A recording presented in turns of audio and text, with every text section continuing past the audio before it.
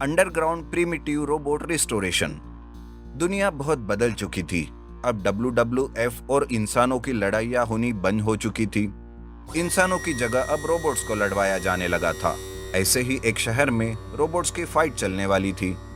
पास ही के एक गांव में हितेश नाम का एक लड़का शहर में रोबोट की फाइट देखने अपने एक दोस्त के साथ आता है।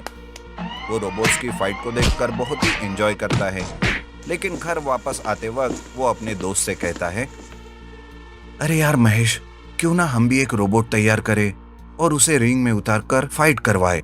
इससे हम भी तो पैसे कमा सकते हैं। तुम्हारी बात तो ठीक है हितेश, लेकिन रोबोट तैयार करने के लिए ढेर सारे रुपए लगते हैं। उसके पार्ट्स और कंप्यूटर प्रोग्रामिंग भी होती है। ये सब करने के लिए कहाँ से पैसे आएंगे?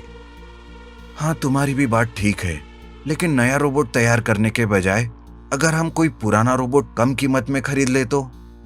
अरे लेकिन आज के जमाने में पुराना रोबोट कैसे काम करेगा? और अगर तू पुराना रोबोट ही लेना चाहता है तो तुझे इधर उधर ढूंढने की कोई जरूरत नहीं। तेरे दादाजी भी यही काम करते थे। वो भी एक से बढ़कर एक रोबोट बनाते थे। तू खुद ही अपने घर से क्यों नहीं लेता कोई रोबोट? अपने दादाजी के बारे में हितेश को कुछ भी पता नहीं रहता, लेकिन महेश से ये सुनकर हितेश अपनी माँ से इस बारे में पूछता है। तब उसकी माँ उसे कहती है, अरे बेटा, तुम्हारे दादाजी बड़े रोबोटिक इंजीनियर थे। तुम्हारे पिताजी ने मुझे बताया था कि दादाजी ने सबसे एडवांस रोबोट उस जमाने में बनाया था, लेकिन उस रोबोट को चुराने के पीछे थे कुछ लोग, जिस वजह से दादाजी ने उसे जंगल में कहीं छुपा दिया था। तो मुझे बताओ ना माँ कि वो रोबोट कहाँ और किस जगह पर है जंगल में? अरे बेटा, तुम्हारे पिताजी ये बताने से पहले ही गुजर गए, इसलिए मुझे भी उस बारे में कुछ पता नहीं। माँ की बात सुनकर हितेश बहुत नाराज हो जाता है, लेकिन रात भर सोच सोच कर वो ठान लेता है कि दादाजी के उस एडवांस रोबोट को वो ढूंढ कर ही रहेगा। ये सोचकर वो दूसरे ही दिन उस रोबोट को ढूंढने महेश को लेकर जंगल जाता है। दोनों मिलकर पूरा जंगल छान मारते हैं, लेकिन उन्हें दादाजी का रोबोट कहीं नहीं मिलता। आखिरकार वो दोनों थक जाते हैं और एक जगह बैठ जाते हैं। तब हितेश कहता है, अरे यार, पूरा जंगल छान मारा, लेकिन कहीं पर भी दादाजी का रोबोट नहीं मिला। हाँ यार, ढूंढ ढूंढ कर तो थक गए, प्यास भी बहुत लगी है, लेकिन हितेश मैं चलने की हालत में नहीं हूँ। यार तू जरा सामने वाले तालाब से पानी तो लेकर आ। महेश के ऐसा कहने पर हितेश तालाब से पानी लाने के लिए उठता है, लेकिन वैसे ही उसका पैर किसी चीज को अटक जाता है और वो नीचे गिर जाता है। वो जब ध्यान से देखता है तब वो कहता है, अरे आखिर ये क्या चीज है? लकड़ी भी नहीं लग रही, ये कोई मेटल हो सकता है। यूं कहकर वो दोनों मिलकर वहां पर खोदने लगते हैं और उन्हें एक रोबोट का हाथ दिखने लगता है।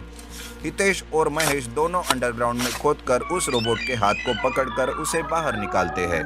देखते ही देखते वो एक पूरा का पूरा रोबोट रहता है, जिसे देखकर दोनों हैरान हो जाते हैं और महेश चिल्लाकर कहता है, अरे अरे हितेश, यही है तुम्हारे दादाजी का अंडरग्राउंड प्रिमिटिव रोबोट। आखिर हमें मिल ही गया, ये हाँ यार महेश, तू सच कह रहा है। हितेश और महेश दोनों मिलकर उस रोबोट को घर लाते हैं, लेकिन उसकी हालत बहुत ही खराब रहती है। तब हितेश उसका रिस्टोरेशन करना शुरू करता है और वो रात भर मेहनत करके उस रोबोट का रिस्टोरेशन करता है, लेकिन वो जब उस रोबोट को स्टार्ट करना चाहता है तो वो शुरू ही नहीं होता और नाराज होकर वही बैठा रहता है। तभी उसकी माँ उसे आवाज देती है, अरे कहाँ हो बेटा? हितेश, हितेश। माँ के हितेश हितेश पुकारने से अचानक वो रोबोट शुरू हो जाता है। ये देखकर हितेश समझ जाता है कि वो वॉइस कमांड पर हितेश के नाम से ही शुरू होता है। ये समझकर वो खुशी से नाचने और चिल्लाने लगता है, अरे अरे शुरू हो गया, मेरा रोबोट शुरू हो गया। माँ, तुम्हारी वजह से मेरा रोबोट शुरू हो गया माँ। दूसरे ही दिन महेश और हितेश उस रोबोट को लेकर लड़ाई करवाने रिंग में जाते हैं, और जैसे कि उसे पता था वो रोबोट बहुत ही एडवांस और वॉइस कमांड पर चलता है, हितेश भी तैयार रहता है। हितेश के रोबोट के सामने वहाँ का एक चैंपियन रोबोट लड़ाई करने आता है, जिसे देखकर सारे लोग उसी पर पैसा लगाते हैं। हितेश भी डरता नहीं बल्कि हिम्मत से काम लेता है। दोनों रोबोट्स में लड़ाई शुरू होती है। शुरुआत में तो हितेश का रोबोट बहुत मार खाता है, लेकिन जैसे ही हितेश वॉइस कमांड देना शुरू करता है, वो जोरों से उस रोबोट पर टूट पड़ता है और उसे मौका ही नहीं देता। देखते ही देखते हितेश का अंडरग्राउंड प्रिमिटिव रोबोट उस चैंपियन रोबोट को मार मार कर हरा देता है और उसे तोड़ देता है। और उस दिन से हितेश का अंडरग्राउंड प्रिमिटिव रोबोट चैंपियन बन जाता है और वो ढेर सारे पैसे कमाने लगता है। 3 magical robot super gold car. Alien planet से 3 मैजिकल रोबोट को धरती पर भेजा गया। तीनों रोबोट्स मैजिकल थे और तीनों में अलग अलग पावर्स थी। एक रोबोट में जादुई आग उगलने की पावर थी, तो दूसरे में हवा उगलने की, तो तीसरे में जादुई मैग्नेट की पावर थी। तीनों को तैयार करके धरती पर भेजा जाता है। इधर धरती पर space research scientist Ajay office में काम कर रहा था कि तभी उसे धरती पर स्पेस से कुछ गिरने की सिग्नल्स मिलते हैं। उसके कंप्यूटर के मॉनिटर पर अलार्म बजना शुरू होता है।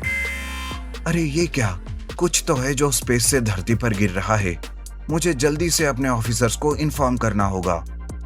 अजय जल्दी से अपने ऑफिसर्स को इसके बारे में खबर करता है और सभी उन 3 मैजिकल रोबोट से निपटने के लिए तैयारी करने लगते हैं। उनके लैंड करने का लोकेशन अजय ट्रेस कर लेता है और जल्दी से वो तीनों मैजिकल रोबोट से सामना करने के लिए अपनी सीक्रेट सुपर गोल्ड कार को तैयार करता है। इस बार मुझे बहुत ही सावधानी से लड़ना होगा। पता नहीं इन रोबोट्स में कैसी कैसी पावर होगी। अजय इस तरह सोच ही रहा था कि रोबोट्स शहर में घुसकर तबाही मचाने लगते हैं। वो तीनों अपनी अपनी पावर्स का इस्तेमाल करके शहर की बिल्डिंगें तोड़ने लगते हैं। अजय सारी जानकारी अपने रेडियो पर सुनता रहता है और जल्दी से अपनी सुपर गोल्ड कार और कुछ मिलिट्री को लेकर उन रोबोट्स की तरफ निकल पड़ता है। जैसे ही वो उनके बीच जाता है, तीनों मैजिकल रोबोट्स मिलिट्री पर हमला करने लगते हैं। एक रोबोट मैग्नेट का इस्तेमाल करके मिलिट्री की सारी गन्स छीन लेता है, जिस वजह से मिलिट्री बेकार हो जाती है। लेकिन अजय अपनी गोल्ड कार को बचाने में कामयाब होता है, क्योंकि उसकी कार गोल्ड से जो बनी थी। वो मैग्नेटिक रोबोट गोल्ड कार को कुछ नहीं कर पाता, लेकिन उसे छोड़कर बाकी के रोबोट्स अपनी पावर्स का इस्तेमाल करके अजय की गोल्ड कार को काफी नुकसान पहुंचाते हैं। लेकिन अजय भी कहाँ हार मानने वाला था। वो अपनी गोल्ड कार से तीनों रोबोट्स पर हमला करने लगता है। गोल्ड कार कभी रोबोट्स के पैरों के नीचे से जाती तो कभी रोबोट्स के सर के ऊपर से, जिस वजह से वो तीनों रोबोट्स बहुत ही परेशान हो जाते हैं। और मौका मिलते ही अजय की गोल्ड कार को बीच में फंसाकर तीनों रोबोट्स अपने अंदर से इलेक्ट्रिक रस्सियां निकालकर गोल्ड कार को जकड़ लेते हैं। अरे बाप रे, इन रोबोट्स ने तो कार को जकड़ लिया है। लेकिन मुझे हार नहीं माननी होगी। अभी मदद आने के लिए और वक्त है। तब तक तो मुझे किसी भी हालत में इन तीनों रोबोट्स को बिजी रखना होगा। अजय ऐसा सोच ही रहा था कि तीनों रोबोट्स अपनी अपनी इलेक्ट्रिक रस्सी से करंट छोड़ने लगते हैं, जिस वजह से अजय की गोल्ड कार गोल गोल घूमने लगती है और उस वजह से इलेक्ट्रिक रस्सियां टूट जाती है। और अजय मौका देखकर अपनी गोल्ड कार से इलेक्ट्रोमैग्नेटिक पल्स छोड़ता है, जिस वजह से कुछ सेकंड्स के लिए ही क्यों ना रोबोट्स नीचे गिर जाते हैं और अजय वहां से गोल्ड कार लेकर भागने में कामयाब हो जाता है। अच्छा हुआ, कम से कम इन रोबोट्स की एक कमजोरी तो मिली। मुझे अब सभी को इन्फॉर्म करना होगा कि इन रोबोट्स को EMP से मारा जा सकता है। अजय अपने ऊपर के ऑफिसर्स को इसकी जानकारी देता है और अपनी लैब में जाकर वो गोल्ड कार पर खुद का बनाया हुआ सबसे पावरफुल EMP जनरेटर लगाता है। लेकिन 2-3 दिन बीत जाते हैं, तीनों मैजिकल रोबोट्स का कहीं कोई पता नहीं रहता, जिस वजह से अजय के ऑफिस में शांति छाई रहती है। उनका एक ऑफिसर कहता है, अजय, कहीं ये तीनों मैजिकल रोबोट्स कोई बड़ा प्लान तो नहीं कर रहे, या फिर वो वापस स्पेस में चले गए हैं? नहीं नहीं सर, मेरी नज़र उन पर बनी हुई है। उनके धरती पर स्पेस से आने की एंट्री तो है, लेकिन जाने की कोई एंट्री नहीं है मेरे कंप्यूटर में। इस तरह से सभी बातें कर रहे थे कि तभी शहर के एक इलेक्ट्रिक जनरेटर कंपनी से उन्हें फोन आता है कि 3 रोबोट्स ने उन पर हमला कर दिया है और वो सभी इलेक्ट्रिक पावर चुरा रहे हैं। ये सुनते ही अजय अपनी गोल्ड कार और बाकी के मिलिट्री वैन से निकलकर तेजी से उन तीनों मैजिकल रोबोट्स की तरफ निकल पड़ता है। उस जगह पर पहुंचते ही अजय देखता है कि तीनों रोबोट्स इतने दिनों तक पावर ना होने की वजह से उन पावर स्टेशंस पर खुद को चार्ज कर रहे थे। ये देखकर ही मिलिट्री उन पर हमला कर देती है और अजय भी अपनी गोल्ड कार में रखे हुए इलेक्ट्रोमैग्नेटिक पल्स जनरेटर को रेडी करने लगता है। लेकिन काफी देर हो जाती है। एक मैजिकल रोबोट तेजी से आग निकालकर मिलिट्री वैन पर फायर करता है, जिससे मिलिट्री तबाह हो जाती है। तभी दूसरा रोबोट उस वैन को मैग्नेट से उठाकर दूर फेंक देता है। तब तक अजय की गोल्ड कार में लगा हुआ ईएमपी जनरेटर तैयार हो जाता है और अजय के एक बटन दबाते ही गोल्ड कार से इलेक्ट्रोमैग्नेटिक पल्स निकलती है और तीनों रोबोट के परखच्चे उड़ जाते हैं। इस तरह से अजय अपनी गोल्ड कार का इस्तेमाल करके तीनों मैजिकल रोबोट्स को मार गिराता है।